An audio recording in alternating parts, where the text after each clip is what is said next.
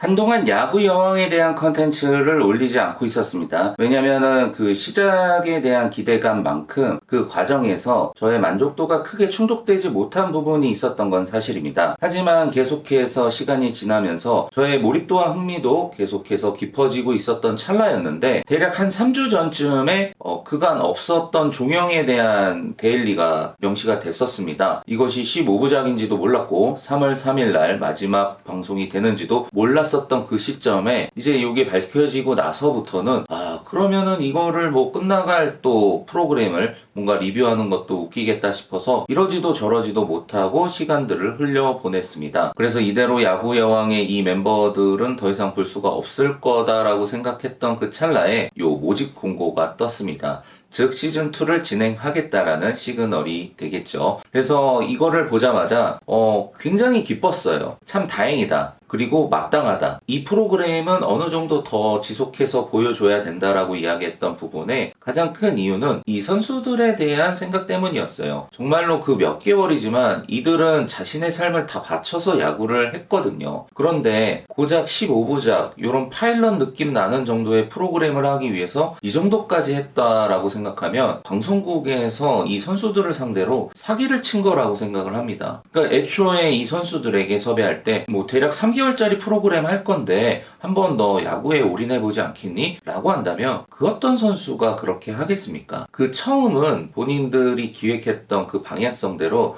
굉장히 원대한 꿈을 갖고 시작을 했던 게 맞았을 거예요. 그 긴 여정에 대한 목표를 갖고 이 선수들을 설득했겠죠. 그런데 이것이 흘러가고 진행되는 과정에서 여러 가지 장벽들을 맞이했던 것 같습니다. 어쨌든 분명한 거는 본인들이 처음에 기획했던 방향대로 흘러가고 있는 모양새는 아니다.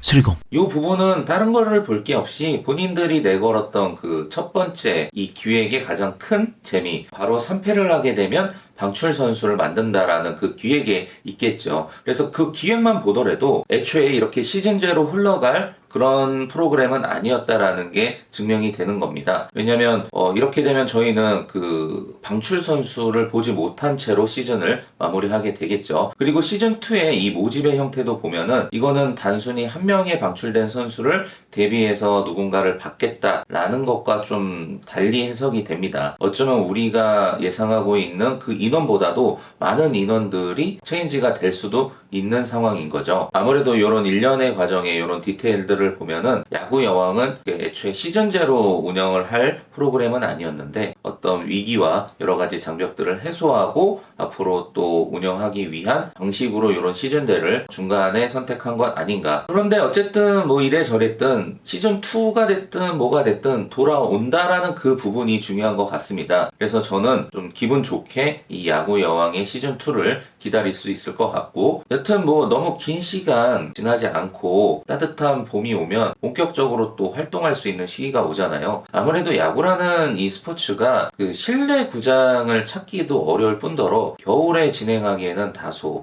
여러 가지 제약들이 있는 스포츠다 보니까 그래서 이 시즌제 운영이 필연적으로 필요했을 수도 있겠다 싶습니다. 사실 시즌1의 시작점이 좀 늦은 감이 있었죠. 거의 한여름부터 시작을 해서 이 선수들이 뭔가를 해보려는 시점이 됐을 때 이제 늦가을이 지나고 겨울이 찾아와 버린 모양새니까 이번에 시즌2는 좀 일찍부터 준비를 해서 적극적으로 활동할 수 있는 시간을 벌어주었으면 좋겠다라는 생각도 해봅니다. 그래서 우리가 생각하고 있는 것보다는 많은 부분의 변화를 가지고 돌아올 수도 있겠다라는 생각을 해보고, 그랬을 때 요 감독과 코치 부분 그리고 박세리 단장 부분 역시도 어찌 보면은 또 야구 여왕에 시작할 수 있었던 그 아이덴티티인데 요 두 사람은 있어야 되지 않을까요? 추 감독과 박 단장은 있는 가운데서 코치진의 어떤 변동은 있을 수 있겠으나 모르겠습니다. 저는 그래도 이 멤버 그대로 시즌2까지는 한번 진행을 해보면 어떨까. 그간 알게 모르게 정이 들었던 부분이고 이 감독과 단장 코치들도 고생한 부분이 있기 때문에 그 결실을 뭔가 맺어야 된다라는 순간이 온다면 함께 해야 되지 않을까. 그래서 감독과 코치도 큰 변화 없이 그대로 저는 진행이 됐으면 좋겠다라는 바람도 해보고, 그리고 무엇보다 이 15명의 선수들 중에서 뭐 본인들이 내걸은 공약이니까 방출의 약속은 지켜야 되겠지만 그거는 정확하게 그 한 명의 선에서 좀 진행이 됐으면 좋겠다라는 생각을 해보는데, 그 한 명 바꾸자고 이런 모집 공고를 대대적으로 하진 않을 거다라는 생각이 또 들고 있어요. 그래서 시즌2로 진행이 되는 부분에 어떤 제일 큰 걱정은 덜었지만 또 돌아오는 시점에 이 선수들을 고스란히 다 만날 수 있을지에 대한 또 새로운 걱정거리가 생겼는데, 그러면 요 다음 시간에는 야구 여왕의 컨텐츠를 좀 이어간다라는 생각으로 이 시즌2로 돌아오게 되더라도